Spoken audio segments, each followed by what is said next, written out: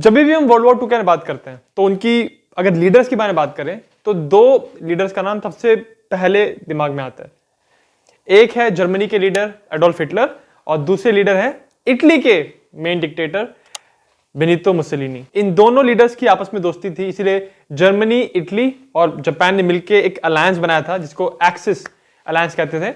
और इन तीनों ने मिलकर वर्ल्ड वॉर टू के स्टार्टिंग में बहुत सारे एरियाज को कैप्चर किया, बट अल्टीमेटली एक्सियल अलायंस की हार हुई और बेनितो मुसोलिनी और एडोल्फ हिटलर दोनों की मौत हुई। मैंने एडोल्फ हिटलर की मौत के ऊपर एक अलग वीडियो बनाया है, उसका लिंक मैं इस वीडियो के डिस्क्रिप्शन में डाल दूंगा। बट इस वीडियो में हम बात करेंगे कि इटली के लीडर बेनितो मुसोलिनी की मौत कैसे हुई। कहानी शुरू होती है साल 1922 से। इस समय इटली में बहुत टेंशन चल रही थी क्योंकि बेनितो मुसोलिनी नाम का एक आदमी था जिसने ये वार्निंग दी थी सरकार को कि वो अपने कुछ लोगों के साथ मिलकर सरकार का तख्ता पलट कर देगा, और उसने ये किया साल 1922 में जब बेनितो मुसोलिनी बन गया इटली का प्राइम मिनिस्टर। पॉलिटिशियन बनने से पहले मुसोलिनी एक जर्नलिस्ट था और इसकी एक खास बात थी कि ये स्पीचेस बहुत अच्छी देता था। मतलब जिस तरह से बात करता था लोगों से और बड़ी बड़ी रैलीज करता था, तो उसकी बातों को सुन के लोगों को लगता था कि हाँ, ये बंदा कुछ करेगा देश के लिए और देश को पूरी तरह से मॉडर्न कर देगा। इसीलिए आज भी आप इंटरनेट पे कोई भी मुसोलिनी का स्पीच का वीडियो देखें तो आपको नजर आएगा कि जिस तरह से वो बात करता है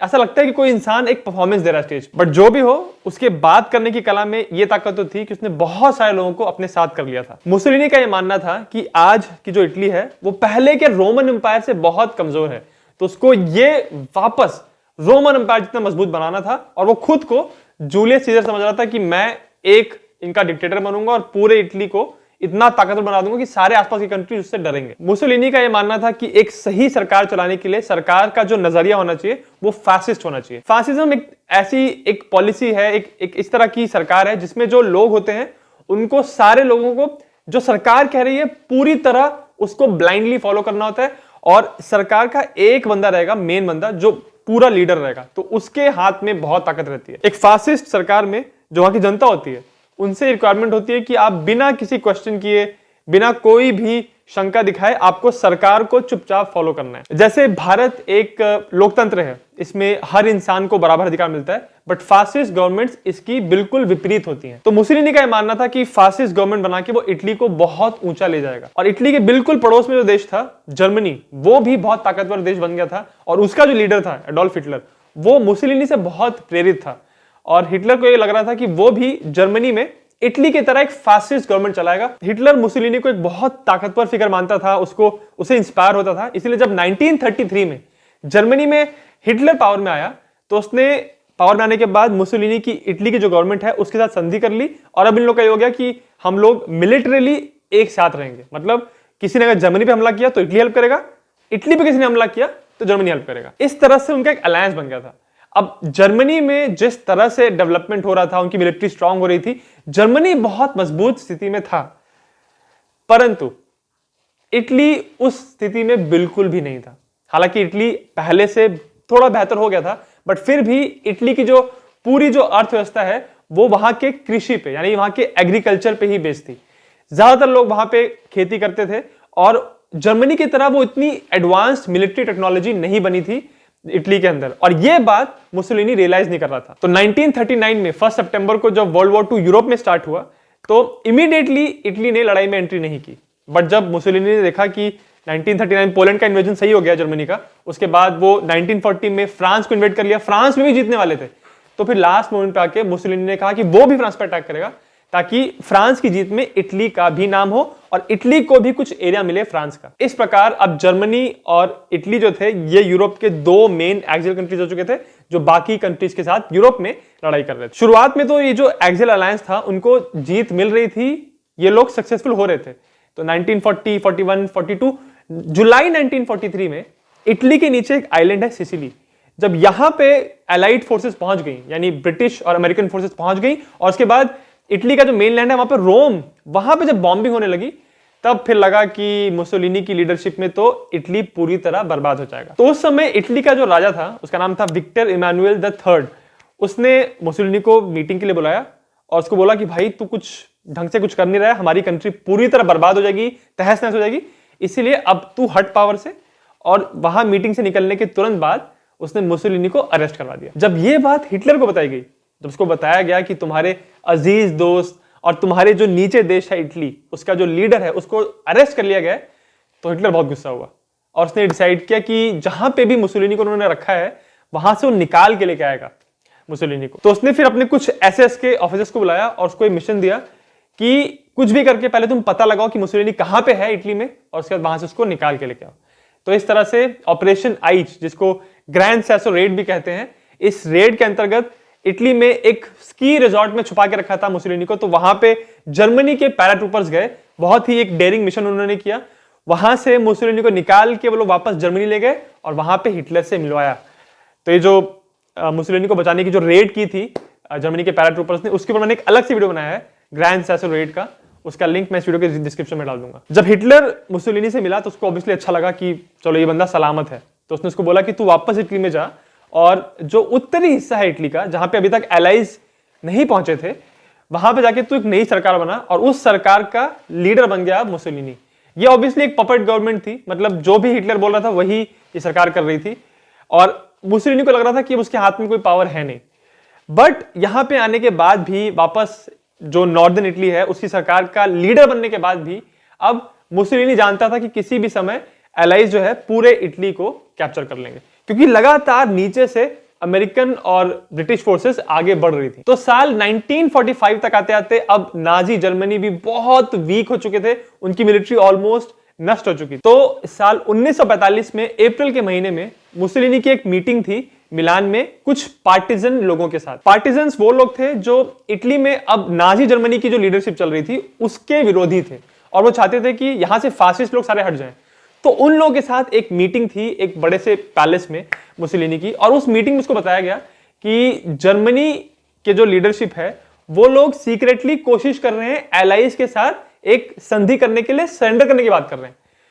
जब ये बात बताई गई मुसोलिनी को तो वो बहुत गुस्सा हुआ, उसको लगा कि मैं यहां पे क्यों लड़ने की कोशिश कर रहा हूं एलाइज से, जब जर्मनी ही सरेंडर कर रहा है। तो इस न्यूज से वो इतना बौखलाया कि वो उस मीटिंग से निकल गया और उसने डिसाइड क्या किया, अब वो भागेगा, ये उसने डिसाइड किया। तो वो अपनी गर्लफ्रेंड से मिला जिसका नाम था क्लारा पेटाची, और ये दोनों मिलके यहां से इन्होंने भागना शुरू किया। अगले दिन इसको कुछ और फासिस्ट लोग मिले जो इसके साथ काम करते थे, और उनके साथ कुछ और जर्मन सोल्जर्स। तो कुल मिला के कुछ गाड़ियों में एक आर्मर्ड कार थी और कुछ ट्रक्स में कुल मिला के 200 लोगों का एक कॉन्वॉय जो है ये इन्होंने भागना शुरू किया। कहां? स्विट्जरलैंड की तरफ, क्योंकि स्विट्जरलैंड न्यूट्रल कंट्री था। ऑब्वियसली इस कॉन्वॉय में मुसोलिनी भी था, और उसने लुफ्टवाफे की, जो जर्मनी की एयरफोर्स है, उसकी यूनिफॉर्म पहन के रखी थी और हेलमेट पहन के रखा था ताकि इसको कोई पहचाने ना। बट जब वो लेक कोमो की तरफ जा रहे थे तो रास्ते में इटालियन पार्टिजन्स ने उनको रोका। उन्होंने क्या किया कि ये जो कॉन्वॉय जा रहा था उसके आगे रोड पे बहुत सारे पेड़ गिरे हुए थे उनको रोकने के लिए। जब ये कॉन्वॉय वहां पे रुका तो फिर एक बंदा आया, उसने सब एक एक गाड़ियों में देखा, तो उसको देखा कि भाई यहाँ पे तो मुसोलिनी भी है और उसके बाद उसकी गर्लफ्रेंड भी है। तो उन्होंने कहा कि अब यहां से हम इसको जाने नहीं देंगे, क्योंकि इस बंदे ने इटली को एकदम बर्बाद कर दिया। अब देखने की बात यह है कि जो पूरा कॉन्वॉय था इसमें लगभग 200 लोग थे, उसमें जर्मन सोल्जर्स भी थे, उनके पास जो वेपन्स थे वो उन लोगों से कहीं ज्यादा थे जिन्होंने इनको रोका था, पार्टिजन लोगों से। तो जो पार्टिजन का कमांडर था वो जानता था कि हम इनसे लड़ नहीं सकते, बट वो ये भी जानता था कि ये जो कॉन्वॉय है 200 लोगों का, वो नहीं जानते कि हमारे पास इतने लोग हैं।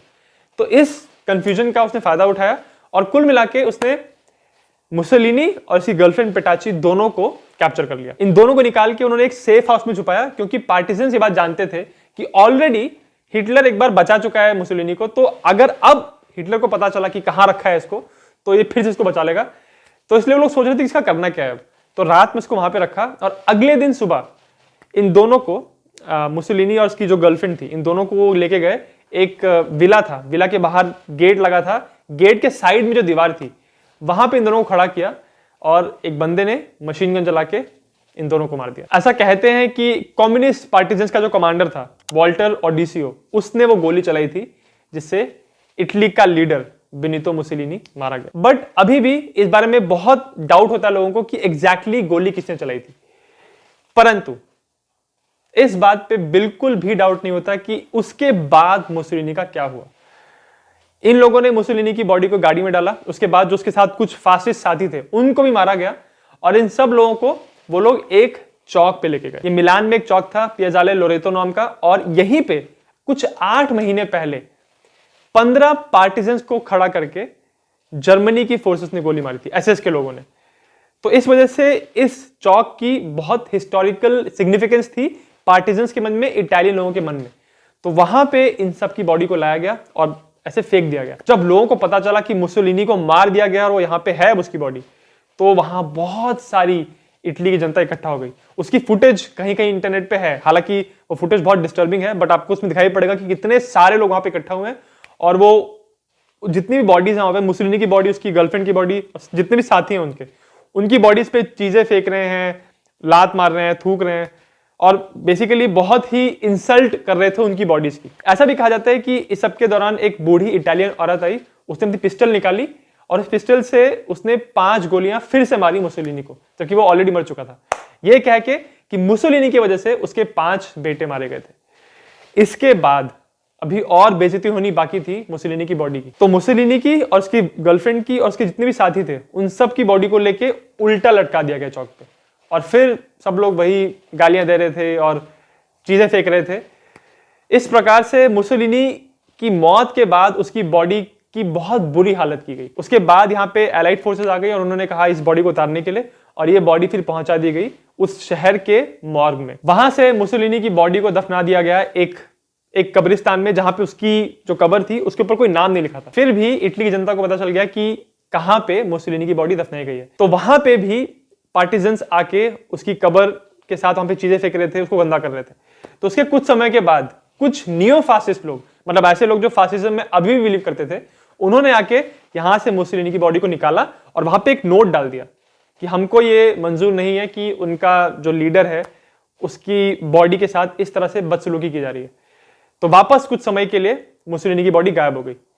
बट अगस्त 1946 में वर्ल्ड वॉर 2 खत्म होने के बाद वापस उसकी बॉडी मिलान के बाहर एक मॉनेस्ट्री थी, वहां पे उसकी बॉडी मिली और अब ये बॉडी आ गई थी इटली की गवर्नमेंट के पास। तो उन्होंने इस बॉडी को अपने पास कर लिया और फिर 10 सालों तक ये बॉडी कहां थी किसी को पता नहीं था। बट वापस इसकी बात शुरू होने लगी जब जो इटालियन गवर्नमेंट का जो प्राइम मिनिस्टर था उसने ये अनाउंस किया कि वो मुसोलिनी की जो विडो थी, उसकी जो विधवा थी, उसको उसकी बॉडी वापस करेगा। वो बॉडी उसको वापस दी गई और फिर मुसोलिनी की बॉडी को दफना दिया गया वहां पे जहां पे उसकी बाकी परिवार वालों की बॉडीज थी। और उसके बाद साल 1966 में अमेरिका के पास मुसोलिनी की ब्रेन का एक छोटा सा हिस्सा था, वो भी उन्होंने वापस किया मुसोलिनी की विधवा को। तो इस प्रकार बेनितो मुसोलिनी, जिसने वर्ल्ड वॉर 2 में एक बहुत इंपॉर्टेंट कंट्रीब्यूशन दिया था, और ऐसा लोग कहते हैं कि इटली का जो सर्वनाश हुआ वर्ल्ड वॉर 2 में वो इसी बंदे की वजह से हुआ था, इसका अंत हुआ।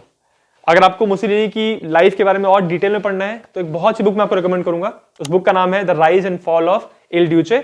उस बुक का लिंक इस वीडियो के डिस्क्रिप्शन में है। और अगर आपको हिटलर की मौत कैसे हुई इसके बारे में जानना है तो उसका भी मैंने वीडियो बनाया है, उसका लिंक भी इस वीडियो के डिस्क्रिप्शन में है। इस सब के अलावा वर्ल्ड वॉर 2 कैसे शुरू हुआ, क्या क्या हुआ वर्ल्ड वॉर 2 के दौरान, उसमें इटली का क्या कंट्रीब्यूशन था, इस सब के ऊपर मैंने एक डिटेल्ड प्लेलिस्ट बनाई है, एक सीरीज बनाई है जिसका नाम है world war 2 from beginning to end. उसका लिंक भी आपको इस वीडियो के डिस्क्रिप्शन में मिल जाएगा।